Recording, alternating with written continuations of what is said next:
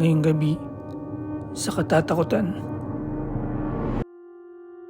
Pagpaparamdam na nagaganap sa basement ng isang bahay. Multo na nagpakita sa loob ng isang eroplano. Ligaw na kaluluwa na namamalagi sa kisame ng isang pabrika. Pamamahay na patuloy na ginagambala ng mga hindi nakikitang nilalang. At isang lalaki na di umano'y ginawang manikin ng buhay ng isang kilalang fashion company. Simulan na natin. Paminsan-minsan ay makakaramdam tayo ng mga kakaibang pangyayari sa loob ng ating pamamahay, lalo na kung tayo ay nag-iisa at walang kasama. Mula sa mga mahihinang tunog na nagmula sa kung saan, mga lagabog na bigla na lang aalingaw-ngaw sa gitna ng gabi, at mga hindi maipaliwanag na paggalaw ng mga bagay na malimit ay hindi saklaw ng ating pag-iisip.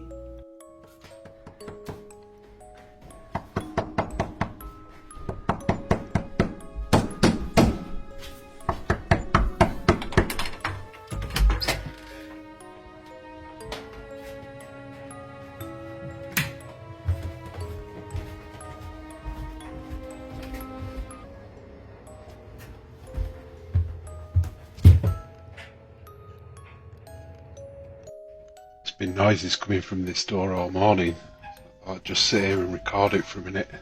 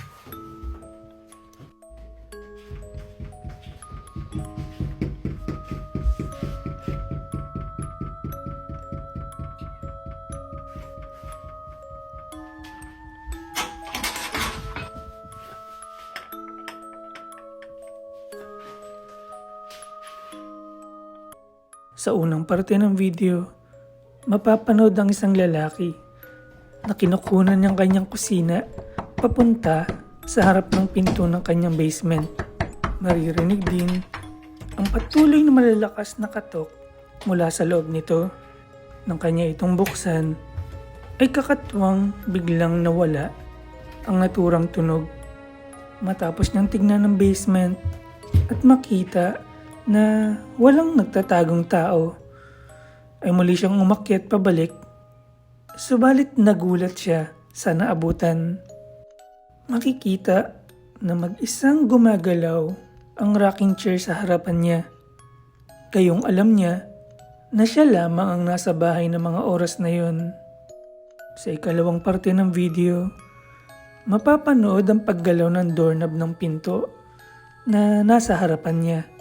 Maririnig din ang tuloy-tuloy na katok mula sa kabila na tila may gustong lumabas mula sa loob. Nang kanya itong buksan, ay makikita na walang tao sa likod ng naturang pintuan. Muli niya itong binaba, subalit makikita na walang sino man ang nasa loob ng naturang basement. Sa huli at ikatlong parte ng video, maririnig ang muling malalakas na katok mula sa pinto ng basement. Sa pagkakataong ito, ay hindi niya na ito pinansin at kanya na itong tinalikuran. Subalit, sa hindi may paliwanag na pangyayari, ay mag-isa itong bumukas na naging dahilan ng kanyang mabilis na pag-alis sa naturang lugar. Ano ang mapaglarong nilalang ang nanggagambala sa pamamahay niya? Kayo ang humusga.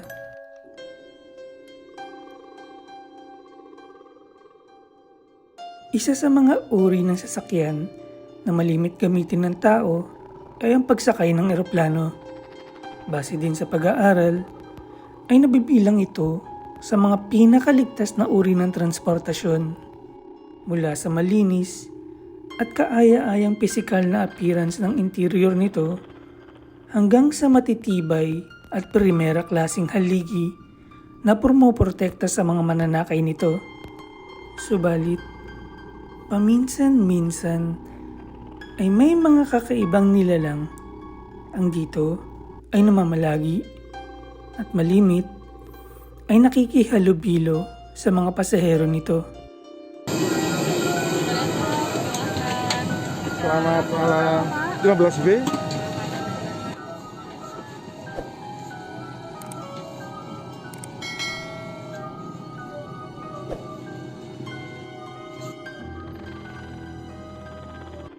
Sa ikalawang video, mapapanood ang isang lalaki na kinukunan ng video ang pagboard niya sa eroplano mula sa pagpasok niya at pagbati ng dalawang stewardess habang sa tuloy-tuloy niyang paglalakad sa aisle patungo sa kanyang upuan. Makikita din na bakanteng-bakante ang naturang eroplano at tila siya ang unang pasahero na umakyat dito. Subalit, mapapanood sa video ang tila isang imahe ng lalaki na sumilip mula sa unahan. Pero nung mapalapit siya sa naturang pwesto kung saan una niyang nakita ang lalaki, ay mapapanood na bakanteng-bakante ang nasabing upuan. Panoorin ulit natin. Selamat malam. 15B.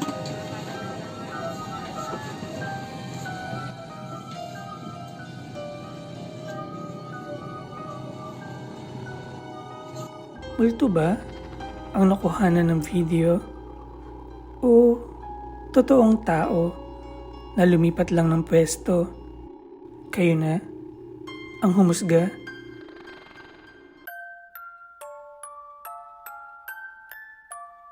Ang maging guard o tagabantay ay isang marangal, subalit mahirap at mapanghamon na trabaho. Susukatin nito ang iyong tapang at lakas ng loob, lalo na kapag ito ay ginagampanan mo sa gabi kung saan ang lahat ay nagpapahinga na at ikaw na lang ang gising at nag-iisa. Subalit mas magiging mahirap ang trabaho mo kung sa tuwing gabi ng pagbabantay ay may mga makakasalamuha ka na mga hindi nakikitang nilalang na handang magparamdam at manakot sa iyo. I'm over at the restaurant right now that's connected to our hotel. The door's been wide open. And they said they've seen lights going on and off in here.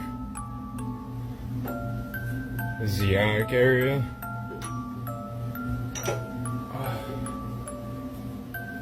Very, very narrow stairs. And I just smashed my head on this freaking pipe.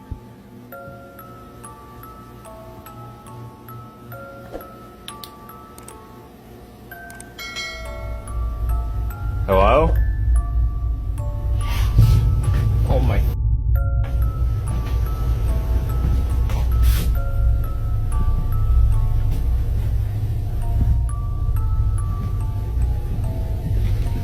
There's no one here. There's no one here. Nope. Nope. Okay. Okay. I'm out. I'm out. Okay. Just leave me alone. Sa ikatlong video, Door's been wide open. mapapanood ang isang guard And they said na they kasalukuyang nag-iimbestiga tungkol sa sinasabi ng mga kakaibang pangyayari na nagaganap sa lugar na yon. Kanyang inakyat ang makitid na hagdan patungong Kisame kung saan napapabalita ang malimit na pagpatay sindi ng mga ilaw. Habang ini-inspeksyon niya ang paligid, ay mula sa kung saan ay may narinig siyang tila boses ng babae at nagsabi sa kanya na umalis sa lugar na yon. Kanya itong kinagulat pero tinuloy pa rin niya ang pagtingin at paghahanap sa tao na maaari lang na nagtatago sa bandang dulo ng There's no one kisame. here. There's no one here. Nang sa magpagtanto niya Nope. na siya lang Okay. ang tao sa lugar na yon, I'm out. Okay. ay mabilis na nabalutan siya ng takot. At agad ay Hello? nagpas siyang umalis sa naturang lugar. Habang pabalik na siya, ay tila may humila pa sa damit nito na kanyang ikinagimbal at lalong ikinatakot na naging dahilan ng kanyang pagkahulog. There's no one here. There's no one here. Tao lang ba ang nanakot sa kanya? Nope. O Okay. minumulto talaga Okay. ang naturang lugar?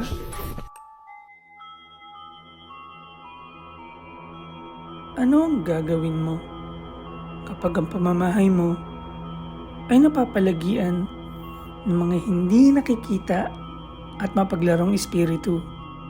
At sa pang-araw-araw mong pamumuhay ay sila ang iyong makakasalamuha at mararamdaman. You guys are hearing that, right?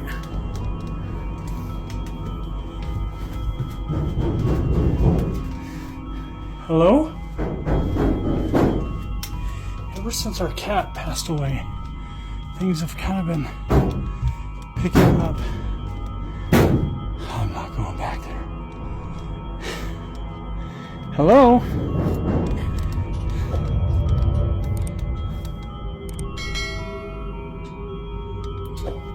Damn it.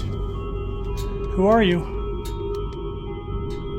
Get the hell out of here. Jesus. Dude.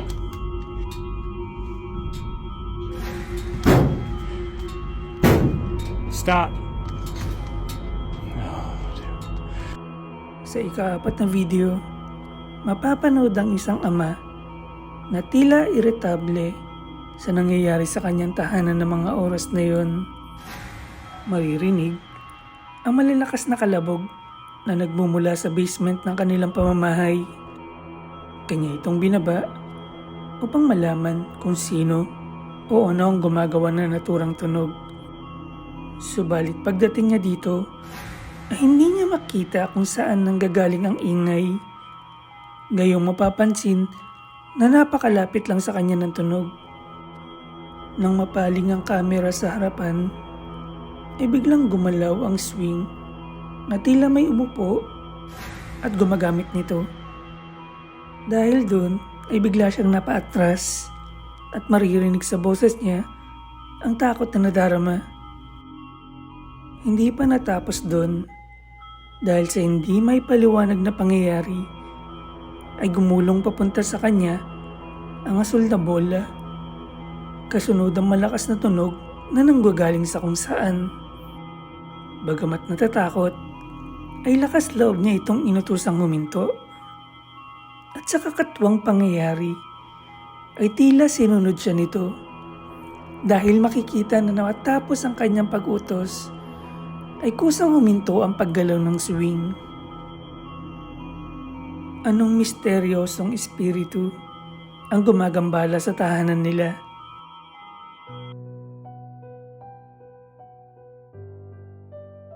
Isa sa mga pinakapopular na brandang damit, sapatos, at mga bagang Balenciaga. Pero sa likod ng kasikatan nito ay may mga nagkukubling kababalaghan na naghihintay lang na malaman at mabulgar. Okay, people, tell me something. So this is a store in Paris. This is a man's store in Paris, and this is a mannequin that they say that they made this and put this in the store. This boy look like somebody dead and bomb. Look at his hand. Wait, I'm doing it through the hole. Look at the boy hands. Look, the hands.